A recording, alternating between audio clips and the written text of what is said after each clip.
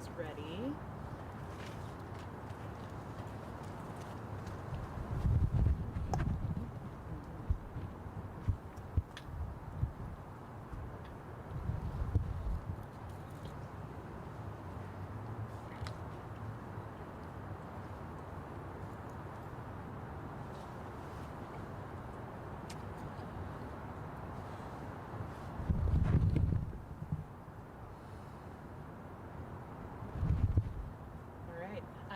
So my name is Angela Bonilla. I am the president of the Portland Association of Teachers.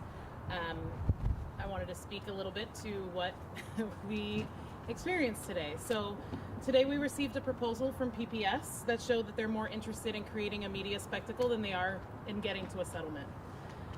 Despite our PAT bargaining team reviewing 25 open articles we still have on the table and dropping issues that are not worth staying on strike for, PPS management shared a package with virtually no improvements, repackaging a lot of the same old proposals.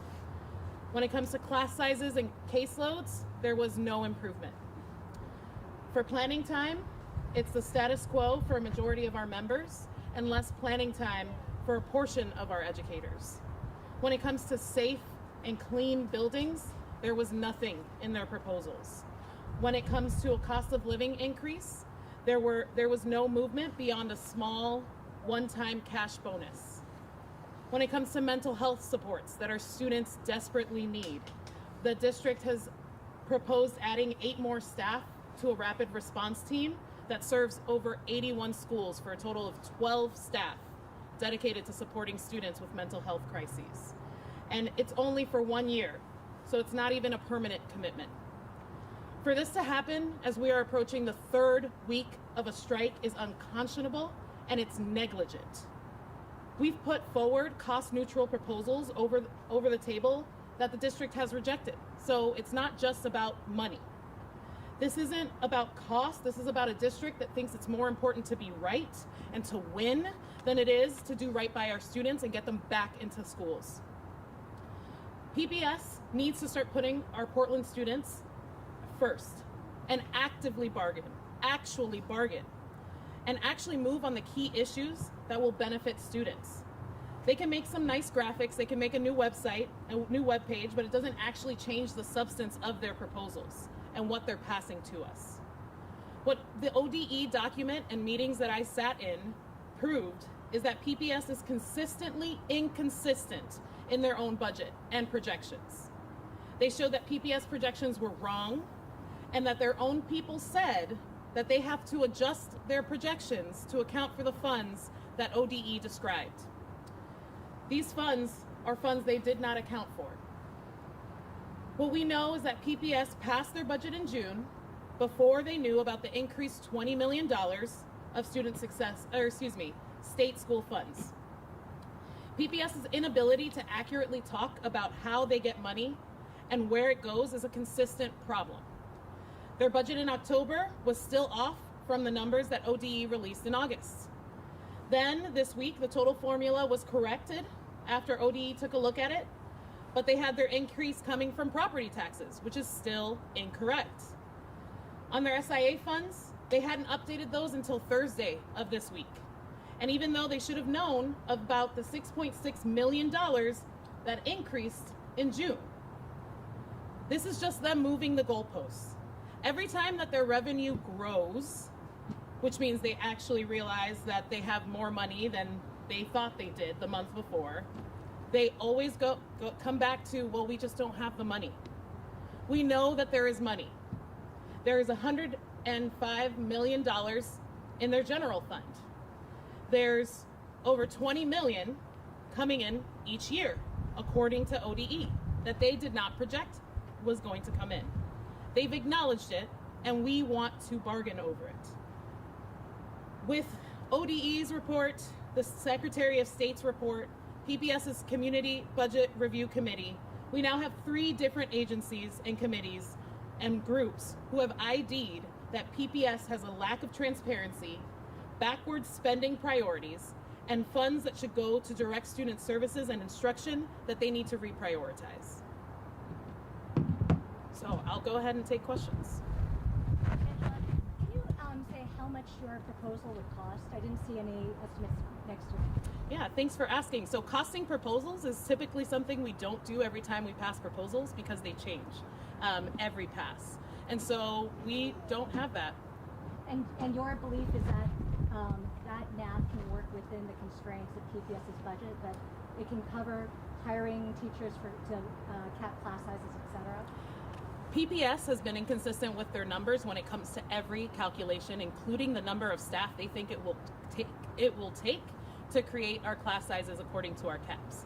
Once we got the raw data, we found that it was hundreds less than they projected. And so yes, we believe that the district can pay for it. We just think that they actually have to try to bargain with us so that we can get to a point of compromise. It's not, they continue to use these red herrings of this budget, we don't have the money, and then all of a sudden we find more money and oh, well now that money is committed somewhere else. The reality is, the district has the funds, they refuse to talk to us about class sizes and the impacts on our students, and that is why they continue to keep kids out of school. Next question. The cost of living increase appears to be a pivotal issue. Where do you currently stand over a 3-year period on cost of living increase? Yeah, our current proposal is 8.5%, 5.5%, and 5% across 3 years. Have you changed at all? We've gone down twice since our original proposal of 8.5%, 7%, and 6%. Any other questions? So you talked about the amount that's in reserves, at 105 million in reserves, as well as 20 million in additional state money. Even if those were all available, which from my understanding they're not, how would that cover what you're asking for over the 3-year period? Well, the reality is that we've moved on our current proposals. So the money that they continue to say is the cost of our budget, of our proposals, is no longer the case because we have come down on our ask. For example, we originally asked for mental health teams at every single school with 4 additional positions, up to 4 additional positions for every school. We realized how cost prohibitive that was. We've now converted to just having regional teams, 1 for every cluster, which is 9 in total.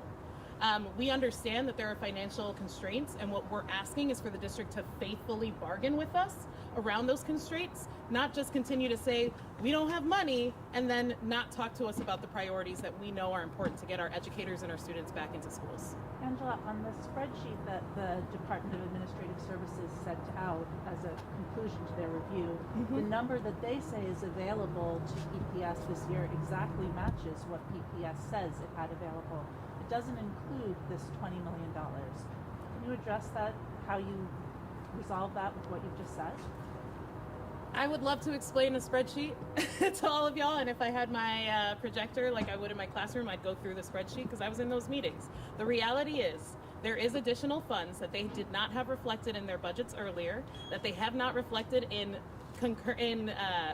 slideshows that they've gone to the board with. And when they were given extra funds, they decided that 8 million of them in their last presentation to the board should just go back to reserves, even though those funds come from the state school fund and will be recurring funds, not one-time funds. And so I think that it's important for us to note that regardless of when this money showed up, the idea is that it should be invested in our students, not going back into reserves when our students need supports now. Angela, isn't the district spending down its reserves this year to meet operating costs? Actually, when we asked the district what their proposals were for additional staff when it comes to physical education, because we're currently out of compliance with the state standards for providing PE minutes to our students, they said they don't know because they haven't created their budget yet. And so for next year, right, they do not have a budget. They do not know what they are spending their money on. And so when we're asking for these improvements, we're talking about a 3-year budget.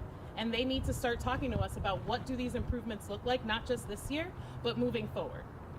Do you have any concern as the strike drags on that public support will begin to erode and you won't have people behind you to the degree that maybe you do now?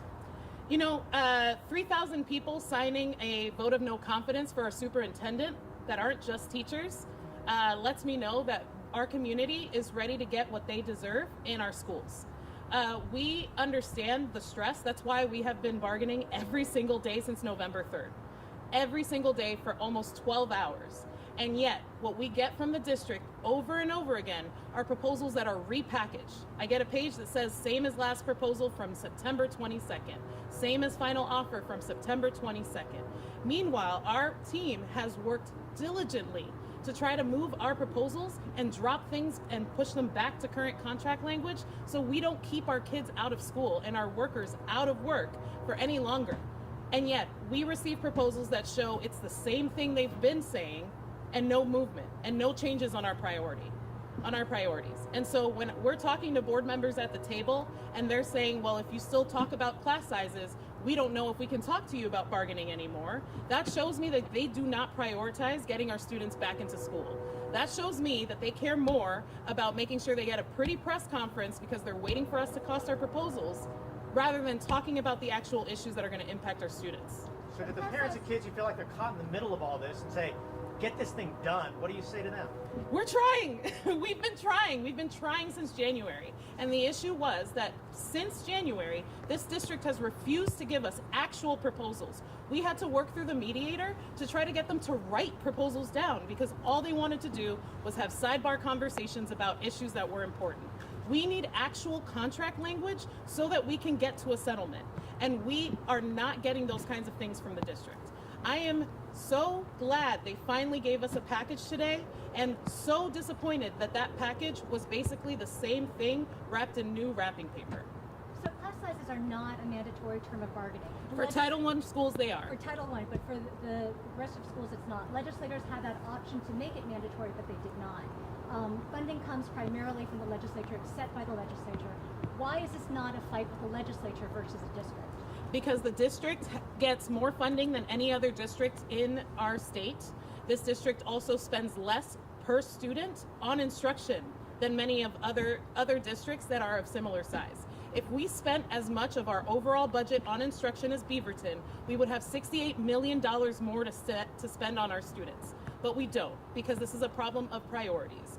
We have been told repeatedly that our equity formula is what helps keep our kids in classes that help them learn and smaller sizes. When they finally gave us the raw data, not just compilations of their averages, not just this is how many students are on average in median at all these classes, what we saw is that it's mostly our Title I schools with the largest class sizes. We're seeing classes in Rigler, kindergarten classes with over 29 students. At Boise Elliott, they also had classes in the high 20s and 30s. So I do not believe them. I don't believe what they say because I see what they do. Our teachers' experiences are telling the district, you have to fundamentally change the way you run this district. And they continue to ignore us. And these are not the first times we've said this. We've been talking about this since I got elected. You can go check the board meetings. I have told them they need to change course. They have refused to do it. And now they want to pit the blame on the workers who actually keep our district running. Because as you can tell, without teachers, you do not have a school district. So just to follow up on that, PPS gets the most money from the state because we have the most students. Just a question though about what you say about the instruction budget. Isn't it true that the district has chosen to invest in things like in academic interventionists and other student support services, and do teachers want to see less of that? We believe that our students need a well-rounded school schedule. We believe that all students deserve to get the supports that they need, right? Fair is not the same. Fair is everyone gets what they need. And what we continue to see is that we have classes where students do not get the support that they need because it doesn't matter how many reading interventionists you have, when you have most of your day in a class of 32 and you can't fit and you're sitting and writing on a bookshelf or a heater because there aren't enough desks, it doesn't matter how many support staff you have. And so what we are seeing and saying is that we need a real solution to these real problems, not this theoretical, we are investing in all these other places, so you should be happy about that.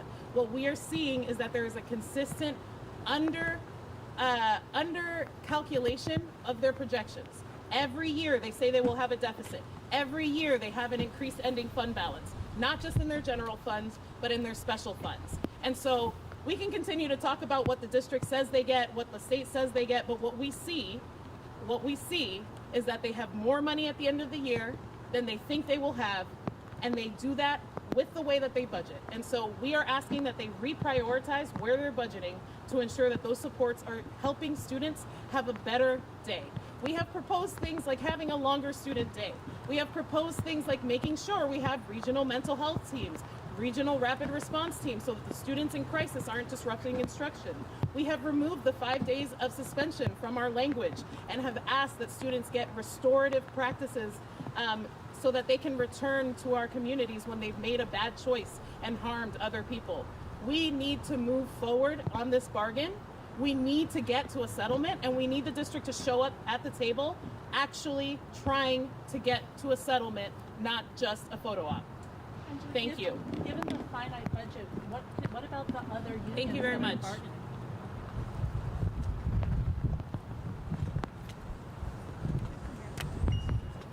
Thanks so much, everyone. Thank you. Hi.